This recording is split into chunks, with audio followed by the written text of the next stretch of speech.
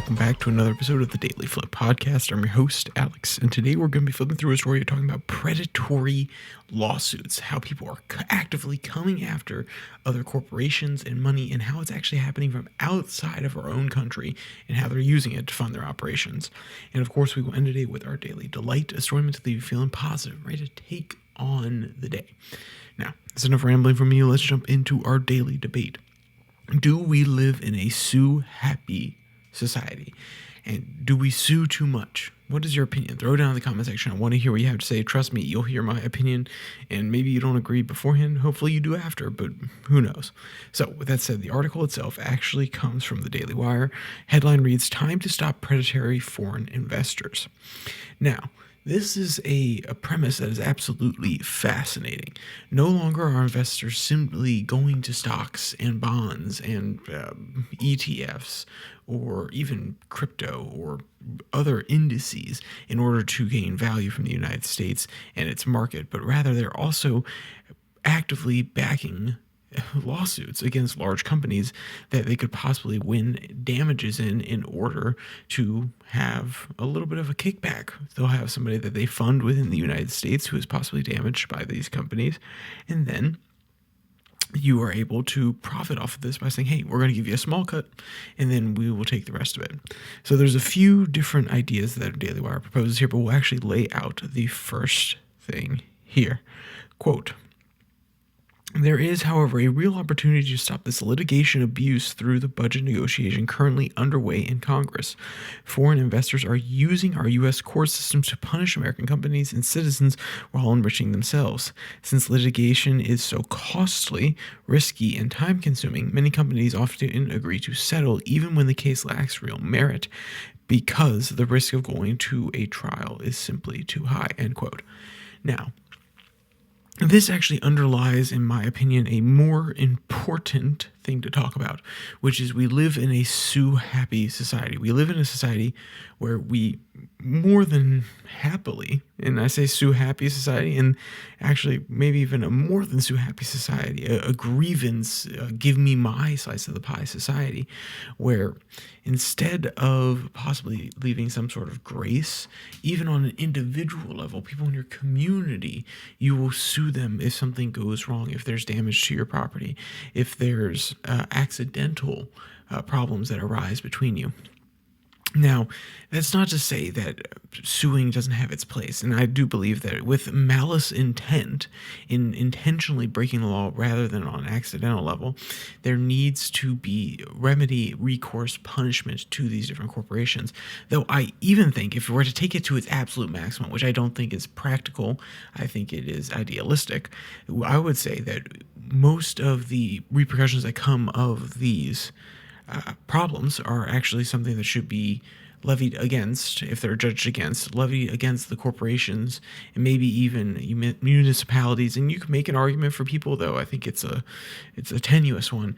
They would have penalties that go against these different entities that are said to have violated the law in some way or caused damage to somebody else, and then the other person has, on top of that, their legal bills paid, but they don't actually get a financial compensation. Their compensation is making sure that our laws are enforced and that we have a just judicial system, and we are actually abiding by these laws that we have elected officials to make, and therefore actually create a cohesive social system that doesn't actually encourage people to simply sue for money, but rather sue for the right reasons, which is they are violating the letter of the law. Now, I think, of course, you can make an argument for quantifiable damages, especially in cases of malice rather than accidental incidents. And I've had this conversation back and forth with some coworkers. But in those cases where you can actually quantify damages, I think when you can put a number on it, and this is living in the practical world rather than the idealistic world, I think most people can accept that, and I think honestly we can live with that because you're compensating them for the damages that you have caused, but you're not overly compensating them beyond what they would have to pay for medical bills or something to this effect. And why this is important is it restricts the bad actors from taking advantage of the system, which is exactly what these foreign investors are doing. And the Daily Wire actually has some interesting ideas about how they shut this down, and I think it goes a little too far in the anti and libertarian inside me, but that is not to say that the point is lost. And also, the reason it goes too far is because it is saying that the issue is foreign companies taking advantage of it and restricting it to foreign companies, when realistically, there's a much simpler solution, which is actually not infringing upon people's rights in the first place by allowing these type of litigations to go forward, which is actually restricting the amount of payout that you can get from these certain types of litigations, which therefore removes the incentive for foreign nations to continually invest, quote unquote, in these sort of practices, but also it changes the societal fabric that we operate within and removes the incentive for individuals to be bad actors and try to fleece down corporations, municipalities, so on and so forth, for more money. Now, is it always the case that people are fleecing them down? No, there are a lot of good lawsuits that get brought, and that's why, of course, in these cases, I propose that we have a just compensation fee and also a legal fee compensation baked into it. Now, the just compensation one would be harder to argue, as it should be, but the legal fee one, if they win, is very, very easy to enforce, which is, hey, they were just trying to remedy a wrong. We didn't want to incur an extra cost on them in order to actually uphold the societal system that we live in. So the winner will have their bills paid for by the corporation that was proved, or even in certain cases, the people that were proved to have done wrong with malice intent. And that catches these exact situations as well, because the investors are actually doing this with malice intent. They're doing this to strip corporations of their money, therefore their value, and that also strips the society of the value that the corporation or the company can possibly create with said money. I think that is malicious action, and the results are not necessarily quantifiable directly, but we can definitely see the knock-on effects when trying to restrict and remove this incentive that is in place. So let's actually get into what their proposals will be.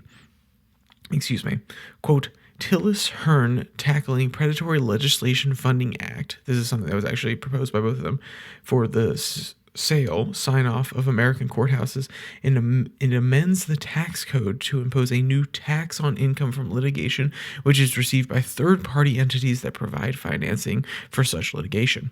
So this would actually not just affect foreign companies, but it would also affect U.S.-based companies, which actually, I think there's a good argument here that there are certain law firms that actively take advantage of some of these situations and say, hey, we'll only take a small percentage of this after the litigation is done, and tentatively, effectively, they are actually fundraising.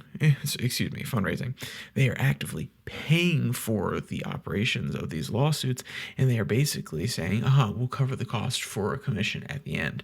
Though their commissions are normally not more than 50%. I mean, most of the time it's like 10%. These are small numbers. But even the attorneys that go on to do this and have outrageous fees and basically bankroll these litigations and go out and make class action lawsuits in order to pay most of the costs of these people in order to get larger compensations on their end when they win the case. I think that this could also mitigate some of those effects, though. Like I said, it could go further, and honestly, it should go further. What do we want a society that actively has members and has a culture of give me my piece of the pie, or do we want to encourage a system where people do not see it as a pie that is divided up and they're just trying to grab their slice off the table before somebody else does? Or do we want to encourage people to have a little bit of grace and acknowledge that the pie will continue to grow if people act within, and if the economic conditions are right, of course. We're not trying to pretend as though they always will be, but a society that's based around giving people the benefit of the doubt and rather trying to steal from them will actually not have downward sloping trends of people siloing off their share of the pie. They'll be more willing to share it, charity and so on and so forth. You have a lot of malicious actors who have taken advantage of this mentality that, oh, I have to get mine. And you have people who just take advantage of the system in general, nonprofits that don't actually do what they intend to do, and they're paying their executives with, 20% of the fees that or the money that they take in is a great example. So we have to mitigate for the worst actors within our society, while also actively encouraging, and by encouraging in this case, we're actually limiting the power of the government, encouraging a societal change in how we interact with one another. Do we say that people deserve a little bit more grace, or do we allow for a more cynical worldview where you take yours when you get it? And of course, they're not a one-to-one correlation. There are many other things that play into this, but when you look around, and the joke is commonly within America, hey, just sue them. That is literally, something goes wrong, hey, just sue them. This is not what the first response should be, in my opinion. It is not the one of a healthy society. It is not the one of a healthy people that constantly question how they can try to take money from other people, rather than say, I don't necessarily need the money, but I want to ensure that our society is better off. Then again, people will argue that the money is a good way to actually encourage people who are afraid to stand up in order to remedy this and change society. The money is a good incentive. Fair enough. I think we could have that practical argument, but to pretend as though this is as cut and dry as some people want to pretend it is when it comes to the suit culture conversation, it's a fascinating one. Throw it down in the comments down below what you think at this point. Do you have a different perspective from the beginning? If you don't, tell me why. Obviously, there are counter arguments. I've heard some of them. I haven't heard all of them, and I want to hear yours. So with that said, let's jump into our daily delight. This one comes from our friends at Dog Time, and the headline reads, "Dog looks at toys with dreamy eyes" in heartwarming video. And one of the funny comments from the person who posted this, which is, the handle is something like "Guy in a Golden," get you a dog, get you a significant other that looks at you like this dog looks at their toys, essentially. The video is absolutely adorable. It has some romantic music thrown over the top of it. And if you just want to read the article and have a smile on your face after doing so, it will be linked in the description below the like and subscribe button. Also down there, you can find the direct link to this article that we were talking about, so you can read the entire thing, because there is more context that I provided. Also down there, you can find the link to the podcast on Spotify, Pocket Cast, Podvine, as well as the Twitter handle at Your Daily Flip, where I post links to these episodes on Monday, Wednesday, Friday, and 6 and 6 on Tuesday and Thursday. 6 and 6 is all about 6 stories from around the world in 6 minutes or less. It's international news. So, with all the plugs out of the way, there's only one more thing to say. Stay safe, don't die,